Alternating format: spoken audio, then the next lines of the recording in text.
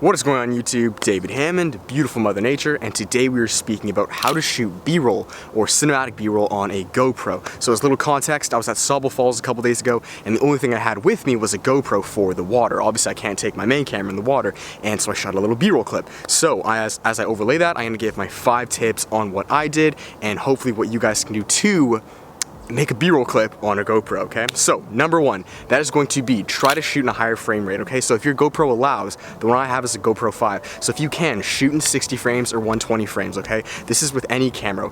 What that's gonna allow you to do is slow down the clip, okay? Anything in slow motion just looks more cinematic, all right? We're so used to seeing things in our eye just at normal speed that when we slow something down, it just adds that dreamy look to it, okay? So if you can with your GoPro, shoot 60 frames or 120 frames. That's what I did with both clips I got. If your GoPro can't, 30 frames is fine.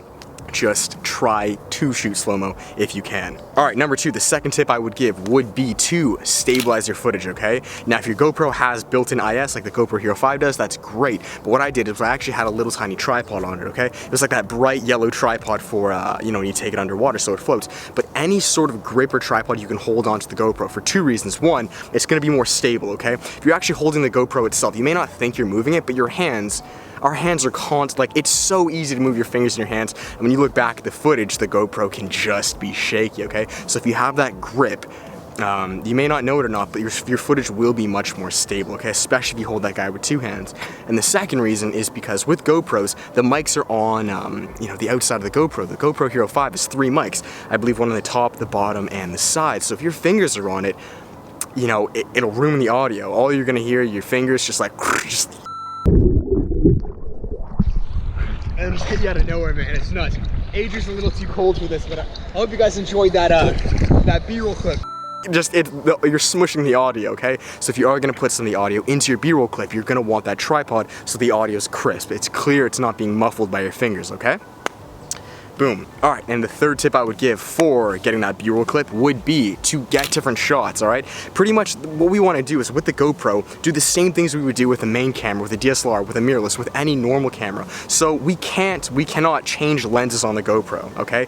Your lens on your GoPro is your lens, okay? But what we can do is we can change the shots, we can change the angles. If you're in water, the GoPro's waterproof. Get a shot looking down up at the sky. Maybe get a shot looking down at the wave. Maybe get a shot from your perspective. Maybe get one looking at you. Maybe change the focal point, so instead of it being wide, now it's narrow on something. So use the GoPro to its maximum really potential and get different angles. Like I said before, high, low, far, wide, get close to things. You want to change it up so the shots are more interesting, because if we get the same shot with the GoPro, let's say we always keep it on wide and we're getting all the same shots, maybe if you have like a little head strap, that's what I used to have, right? You have a head strap and all the shots are just from your eye level. That's cool, but it's very repetitive. So if you can mix up those angles, mix up those shots, your video or your B-roll clip will be much more interesting. Alright, and the 4th tip for shooting that B-roll clip on your GoPro is going to be to color grade the footage, okay?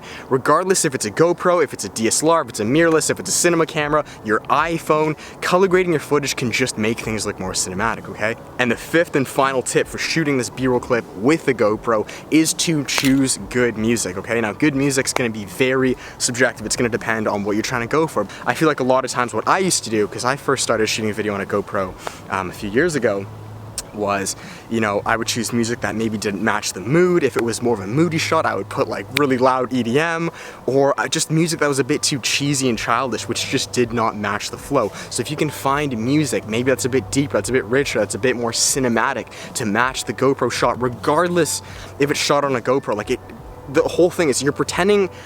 You're not trying to label the GoPro as a bad camera. You're gonna act as if this GoPro is a cinema camera. So what music would you normally use for a cinema camera? Use that music. Don't, you know, dummy down the music just because it's a GoPro, if that makes sense, okay?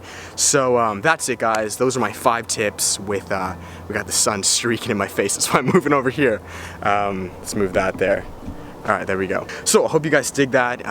If you guys like the video, give it a thumbs up. My name's David Hammond. I do videos all on photography, videography, and the outdoors, okay? So I would love to have you can't even speak. I would love to have you as a part of the fam. So that's it, guys. I'll see you in the next one. Thanks again. Much love. Peace.